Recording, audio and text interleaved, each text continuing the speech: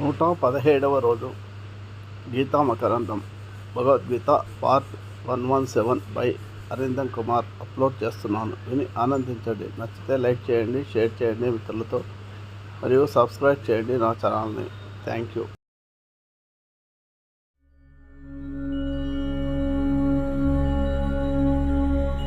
Lakkaraju Muralidhar Rao astro and remedies ఛానల్కు subscribe చేసుకోండి. శ్రీ గురుభ్యో నమః. గీతా మకరందంలో 97వ రోజు. వ్యాసాయ విష్ణురూపాయ వ్యాసరూపాయ విష్ణవే నమో వై బ్రహ్మనిధయే వాసిష్ఠాయ నమో నమః.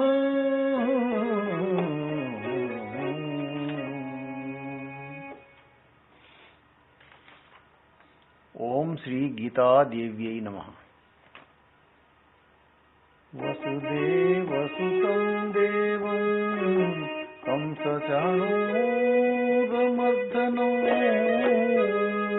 దేవకీ పరమానందం కృష్ణం వందే జగద్గురు. ఓం నమో భగవతే వాసుదేవాయ. గాలి మేడలు నీటి ఓడలు మట్టి గోడలు మనిషి జాడలు నీడలు తోడు నీడలు నీడివని నీడలు గాలి మేడలు నీటి ఓడలు మట్టి గోడలు మనిషి జాడలు కరిగే కలలో కదిలే కళలు కళ్ళు తెరిచితే కళ్ళలు చెల్లు రాతలు జీవి బ్రతుకులో చదరంగాలు ఛాయలుడిగితే మాయలు బటు మాయలు మోటు పెరిగితే మనసు మరిగితే కనిపించేవి మహిమలు దైవ మహిమలు. బుద్ధి పండితే బ్రతుకు నిండితే భాషించేది బ్రహ్మము పర బ్రహ్మము. గాలి మేడలు నీటి ఓడలు మట్టి గోడలు మనిషి జాడలు.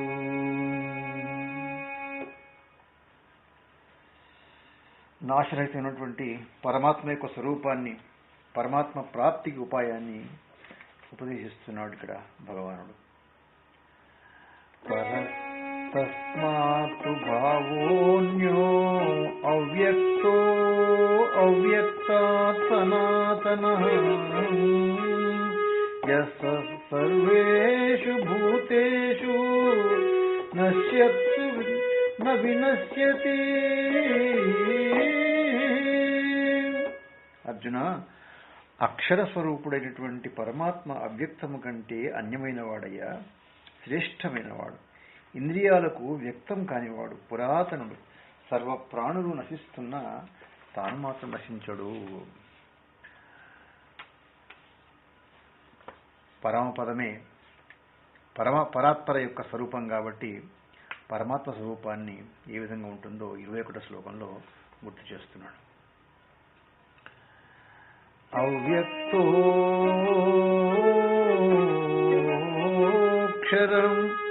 ఇత్యుక్తః తమాహు పరమాగతిం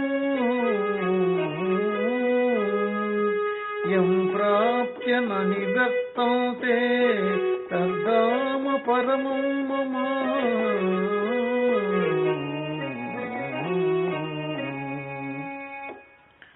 అర్జున, పరమాత్మ అవ్యక్తుడయ్య అక్షరుడు. అతడు జీవుల యొక్క పరమగతి. అతనిని పొందిన వారు తిరిగి జన్మకు రారు. ఆ పరంధాము నాది అని చెప్తూ పరమాత్మను పొందేటువంటి ఉపాయాన్ని కూడా చెప్తున్నాడు 22వ శ్లోకంలో.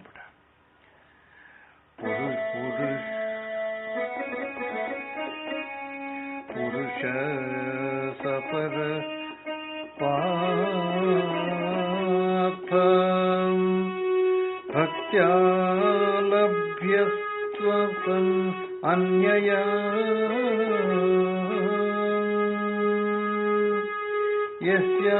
యస్యాంతస్థాని భూతాని ఏన సర్వమిదం తతో.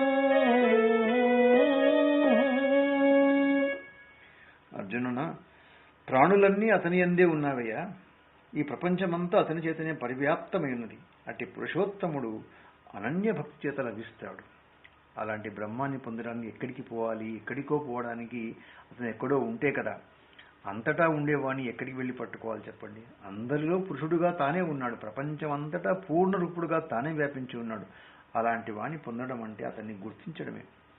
ఎలా గుర్తించాలి అంటే భక్తి చేతనే గుర్తించాలి. అదే అనన్యమైన భక్తి చేతనే గుర్తించాలి.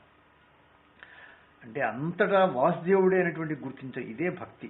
పరమేశ్వరునికి చెందినటువంటి జ్ఞానమే భక్తి.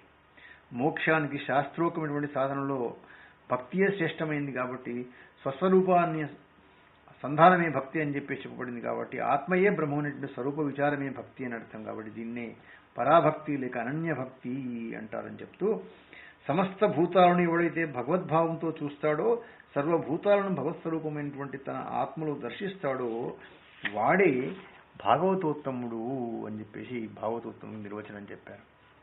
అవగాహన ఉంటేనే భక్తి కుదురుతుంది. ఈశ్వర జ్ఞానం లేని వారికి అనన్య భక్తి కుదరదు. కాబట్టి జ్ఞానం కలిగి భక్తి చేస్తేనే ముక్తి సిద్ధిస్తుంది.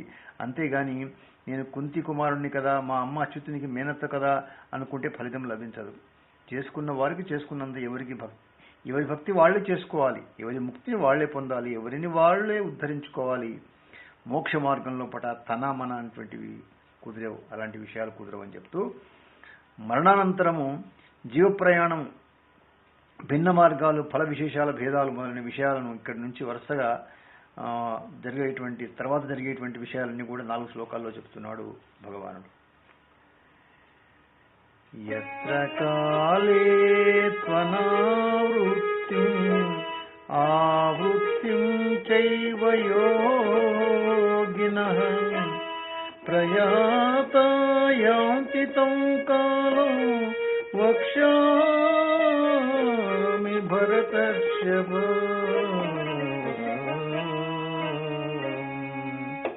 అర్జున, ఏ కాలంలో మరణించిన యోగులు తిరిగి జన్మకు రారో, ఏ కాలంలో గతించిన వారు తిరిగి జన్మిస్తారో ఆ కాల విశేషాలు చెప్తున్నాను విను అని చెప్పేసి చెప్తూ, యోగులు 2 తెగాలుగా తెలుస్తారయ్యా. ఒక తెగవారేమో మోక్షమే పరమావధిగా భావించి దానికి అనుగుణంగా జీవించేవాళ్ళు. రెండో వాళ్ళు మోక్షేతరమైనటువంటి భావనతో భక్తి చేసేవాళ్ళు. మరణానంతరం మొదటి తెగవారు తిరిగి రాని చోటికి పోతారు. రెండవ తెగవారు తిరిగి జన్మకు వస్తారు. మరణం అందరికీ ఒకే విధంగా కనిపించినా వారు మరణించేటువంటి కాలము, మరణానంతరం వారు పయనించేటువంటి మార్గం ఒకే విధంగా ఉండవు అని చెప్పేసి ఇంటూ చెప్తూ, మరి పునరావృత్తులైనటువంటి ఆ యొక్క వాళ్ళు ప్రయాణం చేసేటువంటి మార్గాలను కూడా ఇక్కడ చెప్తున్నాడు 24వ శ్లోకంలో. అగ్నిజ్యోతిర్రహశుక్లః షణ్మాసా ఉత్తరాయణం తత్ర ప్రయతా గచ్చంతి బ్రహ్మవిదో జనా.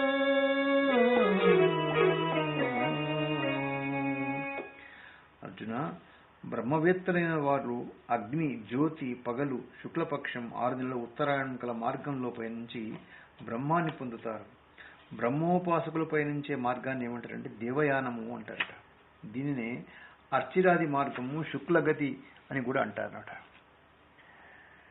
కాబట్టి మరణించినటువంటి బ్రహ్మోపాసకులు భూలోకం నుంచి బ్రహ్మలోకం చేరడానికి అంచెలంచెలుగా ప్రయాణం చేస్తారట. మొదట అగ్నిని, తర్వాత జ్యోతిని చేరి ఆ విధంగా పయనించి బ్రహ్మలోకం చేరుతారు. ఇక్కడ అగ్ని అంటే అగ్ని అభిమాన దేవత అని, జ్యోతి అంటే జ్యోతి అభిమాన దేవత అని అర్థం.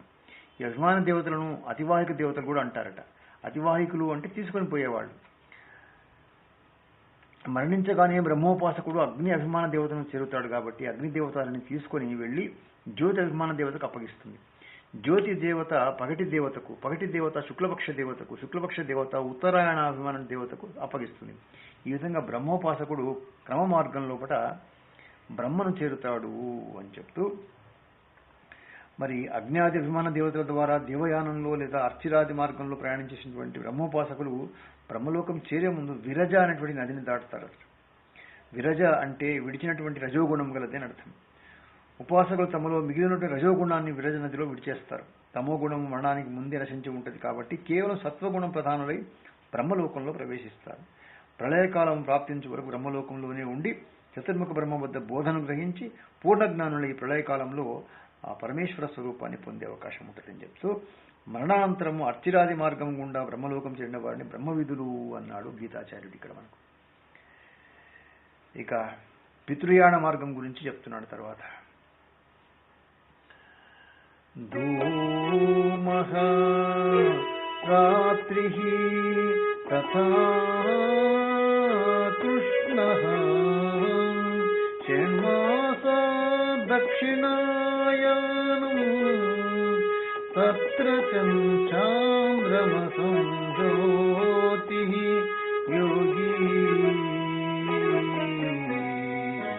ప్రాప్య నివర్తతే.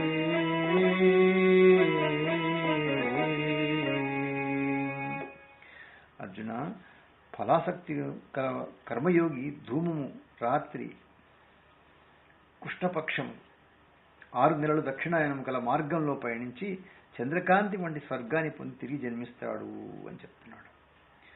ఫలాపేక్షతో సకామ కర్మలను ఆచరించినటువంటి యోగులు మరణానంతరం పయనించే మార్గాన్ని ఏమంటారంటే పితృయాణము అంటారు. దీన్ని ఇంతకుముందు విన్నామది మనం. ఇక్కడ ఇదేమో అదేమో ఉత్తరాయణం అయితే ఇది పితృయాణము అంటారు దీన్ని.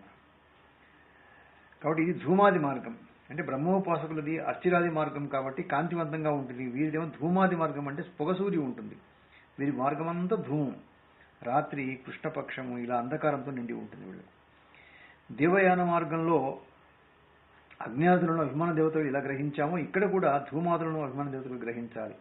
ధూమః అంటే ధూమాభిమాన దేవత, రాత్రి అంటే రాత్రి అభిమాన దేవత, కృష్ణ అంటే కృష్ణ పక్షాభిమాన దేవత, షణ్మాస రూపం దక్షిణాయన అభిమాన దేవత. పితృయాణ మార్గంలో వీళ్లే అతివాహక దేవతలు అంటారు ఇక్కడ వీళ్ళు. ఈ విధంగా సకామ కర్మయోగులు మరణించగానే సూక్ష్మ శరీరధారులే పయనించి ధూమాభిమాన దేవతను చేరుతారట. అక్కడి నుంచి రాత్రి అభిమాన దేవతను, అక్కడి నుంచి కృష్ణపక్షాభిమాన దేవతను, ఆ కృష్ణపక్షాభిమాన దేవత దక్షిణ అభిమాన దేవతను చేరడం జరుగుతుంది. కాబట్టి అక్కడి నుంచి చంద్రలోకాన్ని చేరుతారు. ఇది పితృయాణ ఆరోహణ క్రమము అంటారు అనమాట. అంటే సకామ కర్మయోగులు చంద్రలోకంలో జలమయ దేహాలను ధరించి దివ్యమైన భోగాలు అనుభవిస్తారట. చంద్రలోకంలో జ్యోతిని పొందుతారు. ఇక్కడ జ్యోతిస్సు అంటే కర్మఫలం, యోగి ఆచరించినటువంటి పుణ్యకర్మ ఫలం. దానిని అనుభవించి కొద్దిగా పుణ్యఫలం మిగిలి ఉండగానే తిరిగి భూలోకానికి ప్రయాణం అవుతారు. అంటే పుణ్యఫలం పూర్ణంగా అనుభవించకుండా కొంత మిగిల్చుకొని తిరిగి వస్తారు అనేది ఇక్కడ మనకు విషయం తెలుస్తుంది మనకు దాంట్లోపట. ఎందుకంటే రావడానికి కూడా ఆ యొక్క శక్తి రావాలి కాబట్టి దాని కొరకు కొంత మిగిల్చుకొని వాడు వస్తారు అని చెప్పేసి చెప్తున్నాడు ఇక్కడ మనకు. తిరోగమనంలో అంటే చంద్రలోకం నుంచి భూలోకాన్ని తిరిగే పయనించే ఆ అవరోహణ క్రమంలో ప్రథమంగా చంద్రలోకం నుంచి ఆకాశానికి, అక్కడి వాయువుతో కలిసి మేఘంలో, మేఘం నుంచి వర్షరూపంలో భూమికి, భూలోకంలో ఓషధులను ఆశ్రయించుకొని కొంతకాలం సూక్ష్మంగా ఉండి ఆ అన్నాన్ని పురుషుడు భుజించగానే పురుషునిలో ప్రవేశించి వీర్య రూపంలో ఉంటాడు. పురుషుని నుంచి స్త్రీ గర్భంలో ప్రవేశించి దేహాన్ని ధరిస్తాడు. ఇది అవరోహణ క్రమం అని చెప్తున్నాడు. దేవయానం గుండా ఉత్తరాయణంలో పయనించినటువంటి వాడు బ్రహ్మలోకాన్ని చేరి బ్రహ్మ సన్నిధిలో శ్రవణం చేసి క్రమముక్తిని పొందుతారు. వారు పునరావృత్తి ఎరుగరు కాబట్టి తిరిగి భూలోకంలో జన్మించరు. వాడు పితృయాణ మార్గంలో దక్షిణాయనం పయనించిన వారు చంద్రలోకం చేరి పుణ్యఫల భోగాలను అనుభవించి పుణ్యఫలం క్షీణించగానే దారిభత్యాన్ని కొంత మిగుల్చుకొని తిరిగి భూలోకంలోకి వస్తారు. వారికి పునరావృత్తి ఉంటుంది. అంటే తిరిగి వారు భూలోకంలో జన్మిస్తారు అని చెప్తూ ఈ శుక్లకృష్ణ గతులను సంక్షేపంగా చెప్తున్నాడు 26వ శ్లోకంలో పట. శుక్లకృష్ణే గతి చేతే జగత శాశ్వతే మతే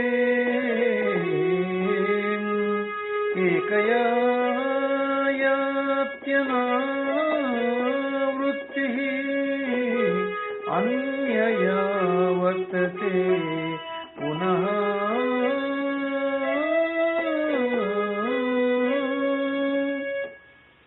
అర్జున, శుక్లగతి కృష్ణగతి ఈ రెండు జగత్తులో శాశ్వతంగా ఉన్నావయ్యా.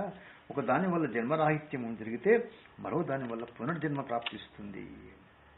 జగన్నాటకమంతా రాత్రింబోళ్ళలో సాగిపోతుంది. జీవితం వెలుగు నీడల్లా సంగమంగా తెలుస్తుంది. చీకటి వెలుగులు ప్రపంచంలో అనాదిగా ఉన్నాయి, ప్రవాహ రూపంగా సాగిపోతున్నాయి పూర్తిగా. ఈ జగత్తు అనేటువంటి ఈ యొక్క రంగస్థలి లోపల ఉన్నంత వరకు ఇది జీవనాటకం లేదా జీవిత నాటకం నడుస్తూనే ఉంటుంది. సంసారం ఎప్పటి నుంచో ఉంది, అనాదిగా ఉంది. అందువల్ల సంసారానికి చెందినటువంటి శుక్ల కృష్ణ గతులు కూడా అనాదిగా ఉన్నాయి. ఉపాసకులు కర్మపరులు వీరిరువురు కూడా ఉన్నంత వరకు ఈ రెండు మార్గాలు ఉంటాయి. ఒక మార్గం ఊర్ధ్వంగా నడిపిస్తే మరొక మార్గం పతనానికి దారితీస్తుందని చెప్పేసి చెప్తూ, కర్మచేత పితృయాన మార్గం ప్రాప్తిస్తే జ్ఞానం చేత దేవయాన మార్గం సిద్ధిస్తుంది.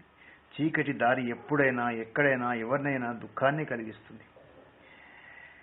వెలుగుదారిలో వెలుగులే ఉంటాయి, వెతలు అదృశ్యమవుతాయి. ఏ మార్గాన్ని త్యజించాలో దేన్ని అనుసరించాలో విఘ్నులే నిర్ణయించుకోవాలి. కాబట్టి ఎవరికి వాళ్ళు విచారంలో విఘ్నులు కావాలి, మోహం నుంచి విడిపడాలి, మోక్షాన్ని పొంది తరించాలి అని చెప్పేసి చెప్తున్నాడు అనమాట.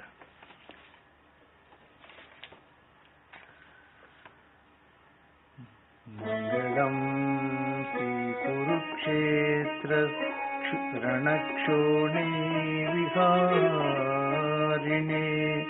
పార్థసారథి రూపాయ గీతాచార్యాయ మంగళం.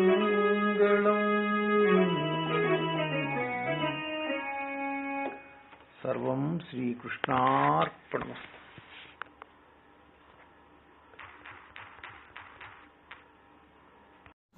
మీకు నా వీడియో కనుక నచ్చితే లైక్ చేయండి, షేర్ చేయండి. ఈ వీడియో కింద ఉన్న బెల్ ఐకాన్ను క్లిక్ చేయడం ద్వారా నా ఛానల్ను సబ్స్క్రైబ్ చేసుకోండి. దీనివల్ల మీకు నా వీడియోలు అందుబాటులో ఉంటాయి. Thank you.